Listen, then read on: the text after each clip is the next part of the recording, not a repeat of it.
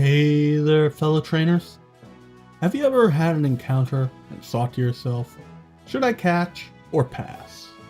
Or perhaps you're merely wondering which encounters are the most desirable.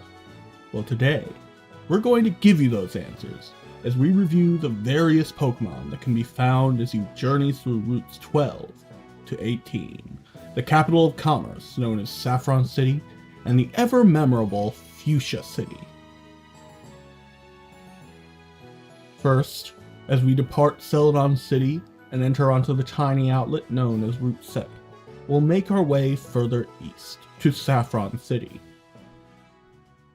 In this golden capital of commerce, there is much amiss. Team Rocket has seized Silph, and most of the city is in lockdown. However, if we make our way towards the Saffron City gym, we'll notice that one building has not been blocked off from us. Making our way inside to investigate, we'll find that it is the home of several karate practitioners and their fighting-type Pokemon. This is the Saffron City Fighting Dojo, a place where fighting-type Pokemon reign supreme. Upon entering, we'll be challenged by its residents, but if we can overcome them, we'll be offered a choice between two unique fighting-type Pokemon, Hitmonlee and Hitmonchan. Now before we make our choice, let's take a closer look at these Pokemon. Looking at these two, we'll notice that Hitmonlee is far more fragile, but boasts a strong base attack stat, while Hitmonchan boasts a more well-rounded stat spread. Both Pokemon have a base special stat of 35 in Generation 1. But why is this relevant, you might ask? Well, in order to answer that question, we must take a look at their learn sets. Upon closer examination, we'll find that Hitmonchan's learn set is vastly inferior in Generation 1. It only learns one fighting-type move via level up, namely Counter, and a variety of elemental punch moves, which rely entirely on the special stat to do decent damage. However, as we've already mentioned, Hitmonchan's base special stat is quite frankly atrocious. It can't make good use of the elemental punch moves, and its only stab moves are Counter and Submission, with the latter only learned via TM. Looking at Hitmonlee, however, we'll see that it learns a variety of fighting-type moves, all based on kicks. These all benefit from Stab, otherwise known as same-type attack bonus, and Hitmonlee's notably high base attack stat makes it the clearly superior choice here. My recommendation? Take Hitmonlee over Hitmonchan. You won't regret it. Now, we head just a bit south of the dojo to the heart of Saffron City, the Silph building. As we climb our way to the top of this 11-story skyscraper, we can obtain a Lapras from a Silph employee on the 7th floor. Now, we all know this Pokemon. It's one of the more iconic entries of the original 151 Pokemon of Red, Blue, and Yellow. Looking at the base stats, one thing stands out above all the rest. Lapras has impressive bulk, with a base HP stat of 130, and a decent base special stat of 95 in this generation. This, along with its varied move pool, makes it an extremely valuable Pokemon worthy of investment, and one of the few Ice-type answers we get for Lance's Dragon types in the Elite Four. Making our way onwards, we depart Saffron City and head further east, cutting through the verdant fields and hills of Route 8, traveling along its well-tended path to reach Lavender Town. From there, we make our way south onto a series of docks that form a pathway spanning the entirety of Route 12. As we venture further, we'll encounter the following Pokemon: Pidgey, Pidgeotto, Oddish, Gloom, Bellsprout, Weepinbell, Farfetch'd, Slowpoke, Slowbro, Horsey, Seadra, and a lone Snorlax, sleeping at the intersection of routes 11 and 12. Now, out of all these encounters, we have 4 new Pokemon that we've never seen before, namely Snorlax, Slowpoke, Slowbro, and Farfetch'd. Let's start by taking a look at everyone's favorite lazy boy, Snorlax. We can see it boasts an incredible amount of HP and well-rounded defensive stats. In Generation 1, its base special stat is 65, making it equally capable of shrugging off both physical and special attacks. However, its true strength lies in its ability to stop special sweepers in their tracks. Using a combination of the moves Rest and Amnesia, it can effectively stall out any such Pokemon's attempts to defeat it, almost indefinitely. If I'm being honest, I consider Snorlax one of the best walls in this generation, and definitely worth your time and investment. Moving on to Slowpoke, we'll find another noteworthy addition to the roster. Slowpoke on its own seems fairly lackluster. However, much like Magikarp, the true value of this Pokemon is realized upon its evolution. Slowbro boasts high defensive stats with a base defense stat of 110 and a base special stat of 80, while simultaneously boasting decent bulk with a base HP stat of 95. It also benefits from strong typing for this generation. Being both water and psychic type, it has very few weaknesses, as well as immunity to ghost-type attack moves. Plus, as an added bonus, much like all psychic types in this generation, it effectively doesn't suffer from its bug-type weakness, as there aren't any strong bug-type moves in Generation 1. This effectively means it only really has to worry about electric and grass-type Pokemon. Much like Snorlax though, it also has access to Amnesia and Rest, with the latter being learned via TM.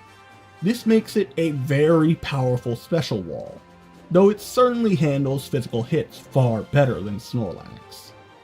Overall, I'd say it's a worthwhile investment if you happen to catch one. Last, but certainly least for this route, we have Farfetch'd. Now, later generations made attempts to make this Pokemon worthwhile, but they never really succeeded until Generation 8 with Pokemon Sword and Shield by adding an evolution to the Galarian form of Farfetch'd, namely Sirfetch'd.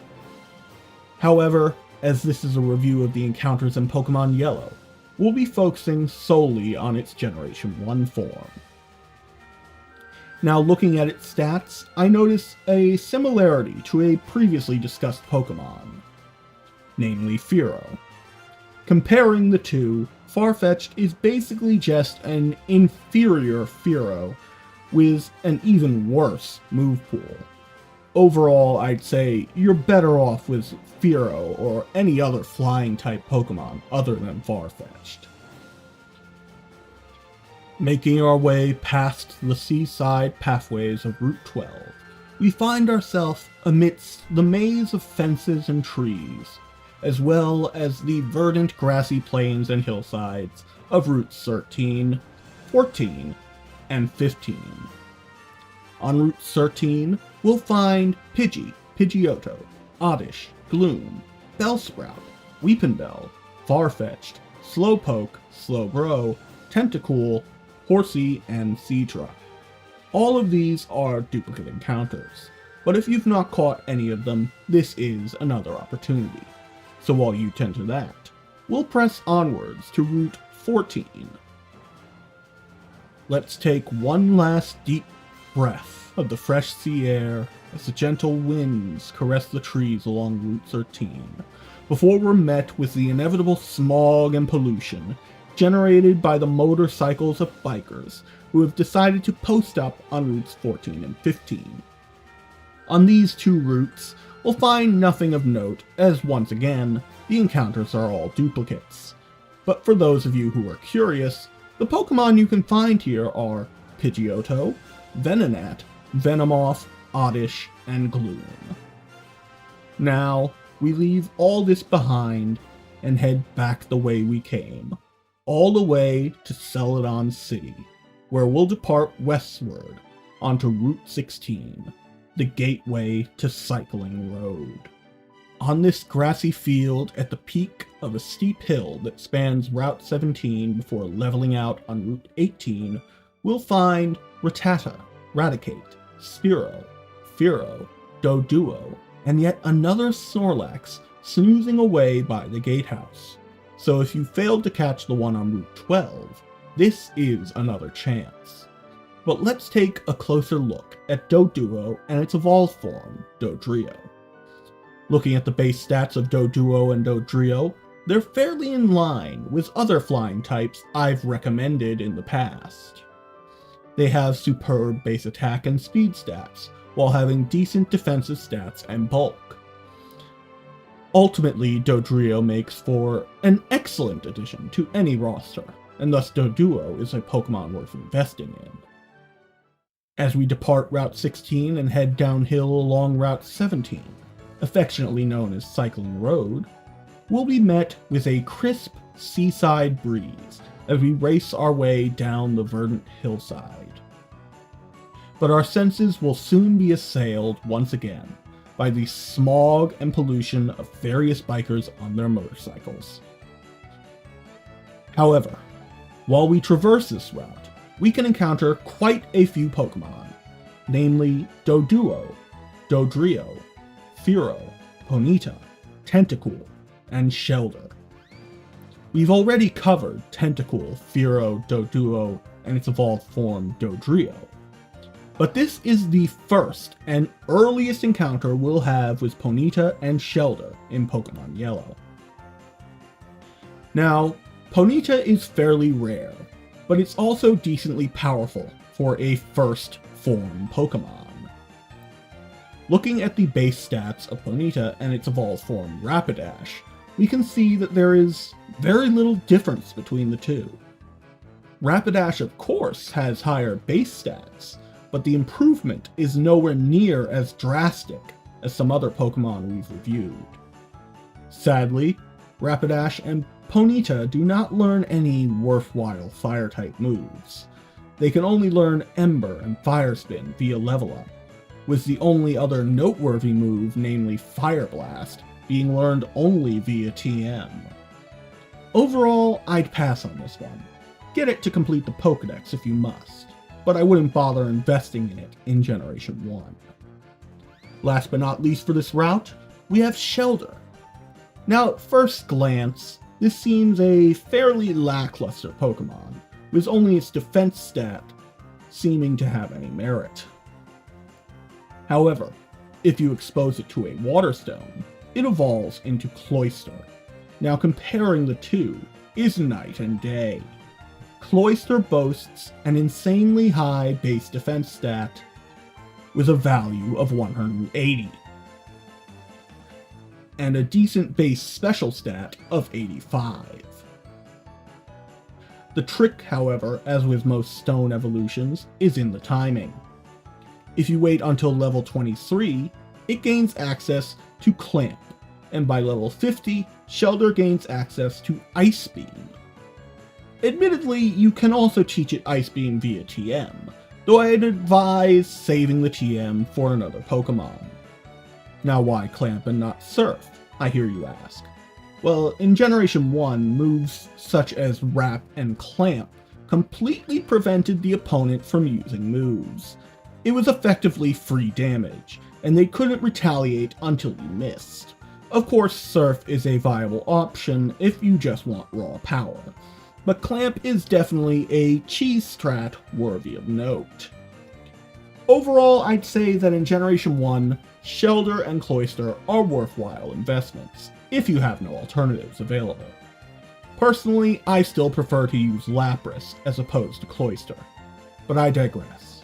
It's time we made our way to Route 18. On this grassy outlet at the base of Cycling Road, we can find the following Pokemon in the grassy patches past the gatehouse: Rattata, Raticate, Spearow, Fearow, and Doduo. Admittedly, there's nothing new here, but if you missed your chance on a previous route to capture any of these, it's yet another opportunity.